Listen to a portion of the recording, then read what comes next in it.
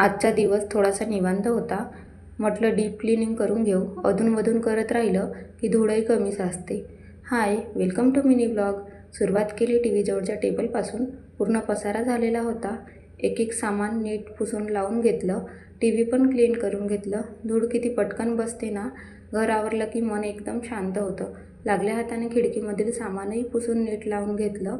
मग रोजचंच काम. स्वयंपाक अर्धा झाला होता. चपात्या बनवून घेतल्या आणि गॅस ओटाही मस्त क्लीन करून घेतलं. स्वयंपाकघर क्लीन दिसलं की थोडं बरं वाटतं. ओवी इकडे झोपली होती. तोपर्यंत मी फरशी क्लीन करून घेतली.